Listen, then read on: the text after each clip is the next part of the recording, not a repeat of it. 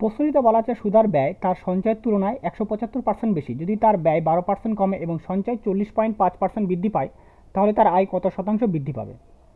তাহলে সঞ্চয় সঞ্চয় কত হবে? সঞ্চয় যদি 100 হয়, তাহলে ব্যয়টা কত হবে? ব্যয় বলছে 175% বেশি, তার মানে 275। যদি আমরা রেশিওতে এটা করে নিই, রেশিওতে কাটলে কত হবে? 25 দিয়ে কাটলে 4, 25 দিয়ে কাটলে 11, তাই না? এবার দেখো, তাহলে আমরা এটাকে অ্যালিগেশন করব। অ্যালিগেশন করবো কি? লিখবো এটা ব্যয়, আর এদিকে লিখবো কি? সঞ্চয়। ব্যয় বলছে কমে গেছে, কমে গেছে মানে এটাকে বৃদ্ধি, তাহলে -12% কমে গেছে, এটা এইভাবে বলতে পারি। আর সঞ্চয়টা বলছে কত? 40 পয়েন্ট বৃদ্ধি, 40.5% বৃদ্ধি। ওভারঅল কতটা হচ্ছে সেটা আমরা জানি না, কিন্তু আমাদেরকে রেশিওতে কত বলে দেওয়া আছে? রেশিওতে বলছে ব্যয় কত?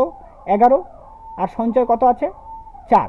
তাহলে ওভারঅল বের করতে গেলে আমাকে কি করতে হবে? ওভারঅল বের করতে গেলে তাহলে -12 into 11 plus 40.5 into 4 divided by কত? টোটাল 11 আর 4 কত হচ্ছে? 15। যদি এটা আমরা করি তাহলে দাঁড়াবে আমাদের কত? 132 minus 132 minus 162 plus 162 divided by 15, অর্থাৎ আমাদের দাঁড়াচ্ছে এখানে 30 বাই কত দাঁড়াচ্ছে? 15। 30 বাই 15 কাটাটি করলে এটা 2, তাহলে আমাদের উত্তর দাঁড়াবে 2%। তাহলে ওভারঅল যে আয় বৃদ্ধি পেয়েছে সেটা কত পার্সেন্ট হবে আমাদের? 2%। মাঝখানে সবসময় আয় হয়, ঠিক আছে? তাহলে আমাদের অপশন নাম্বার সি হয়ে যাবে উত্তর। ধন্যবাদ।